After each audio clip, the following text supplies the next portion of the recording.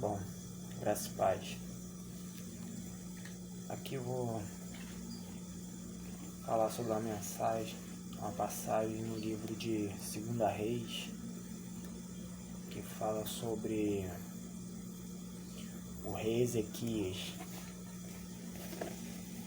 E o rei Ezequias, ele era filho do rei Acais. O rei Acais, portanto, no seu reinado, ele era rei de Judá, e ele fez tudo que não era agradável aos olhos do Senhor. Ele queimou incensos a deuses pagãos, levantou altares para deuses, desfez o altar do Senhor, formou aliança com o rei da Assíria, e ele desagradou os olhos do Senhor. Então, o rei Acais, após a sua morte, seu filho Ezequias assume seu lugar. Então Ezequias, ele assume a posição de rei e começa a mudar toda a história que seu pai tinha formado em Judá. Todo altar, tudo que o rei Acais tinha construído, defamando a presença do Senhor, defamando o altar do Senhor, o rei Ezequias veio e restaurou tudo aquilo. Portanto, vemos na passagem que o rei Ezequias, ele é confrontado pelo rei da Síria. O rei da Síria, ele envia mensageiros e envia uma carta afrontando o rei Ezequias, dizendo que ele entraria em guerra, em batalha, e tomaria a cidade, pois o rei Ezequias tinha quebrado a aliança que seu pai havia feito com o rei da Síria. Portanto, vemos que no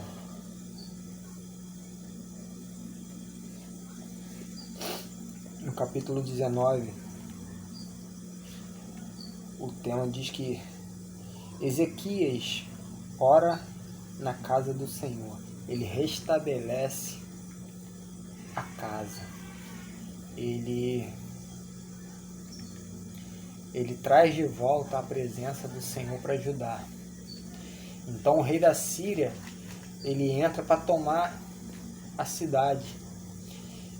E o rei Ezequias, ele entrega toda essa afronta nas mãos do Senhor, pois o rei da Síria já tinha a fama de tomar nações, destruir nações, queimar os deuses, jogar ao fogo, destruir os deuses, tomando a cidade, tomando todo o tesouro, tudo que na cidade havia.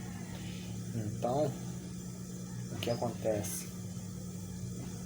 Acontece que Ezequias, ele se derrama no altar do Senhor, ele se humilha, se rasga e se veste de pano de saco e entrega nas mãos do Senhor. E o Senhor, por sua vez, ele toma a luta para ele, toma essa guerra para ele. Portanto, o Senhor diz que flecha nenhuma entraria em Jerusalém. Pelo mesmo caminho que eles vieram, eles voltariam. E a palavra diz que naquela noite, sucedeu, pois, que naquela mesma noite saiu o anjo do Senhor e feriu no arraial dos assírios 185.000 deles. E levantando-se pela manhã cedo, eis que todos eram corpos mortos. O rei Ezequias ele não precisou levantar uma espada contra o rei da Síria. O Senhor tomou para ele aquela batalha, pois ele achou graça na oração de Ezequias. Ele viu que o seu servo era reto aos seus olhos. E não ficou só nisso. Após essa vitória, em que o Senhor toma a peleja para si próprio, sem que Ezequias precisasse entrar em guerra, entrar em campo de batalha, Ezequias cai doente. E no capítulo 20, diz que naqueles dias adoeceu Ezequias de morte. E o profeta Isaías, filho de Amós, veio a ele e lhe disse: assim diz o Senhor, ordena a tua casa, porque morrerás e não viverás. Então virou o rosto para a parede e orou ao Senhor, dizendo: ah, Senhor, sê servido de te lembrar de que andei diante de ti em verdade e com o coração perfeito, e fiz o que era reto aos teus olhos. E chorou Ezequias muitíssimo. Ezequias, após receber a profecia, uma notícia do profeta Isaías, que trouxe uma palavra do Senhor, dizendo que ele iria morrer, dizendo que a doença que ele tinha, a enfermidade, era de morte. Porém, o rei Ezequias, ele não se abalou a ponto de murmurar, de questionar a Deus. É fato que ele chorou, se emocionou, correto? Mas a palavra diz que Ezequias, ele mostra ao Senhor em oração que ele sempre foi reto aos olhos do Senhor, pois o Senhor, ele é onisciente e onipresente, ele sabe do que o rei estava falando. O rei não iria falar algo para o Senhor sabendo que Deus vê tudo, sabe de tudo. O rei Ezequias, ele se coloca na posição de humilhação perante o Senhor. Ele se diminui perante o Senhor e diz: Senhor, fazendo prova do Senhor, ele diz: Senhor, se ser servido de te lembrar que andei diante de ti em verdade e com o coração perfeito. Ele ora a Deus e diz: Senhor, eu nunca pequei contra ti. Eu nunca fiz algo contrário ao que o Senhor me ordenou. Eu nunca transgredi a sua lei. Essa era a oração de Ezequias. Ezequias, ele comoveu o Senhor.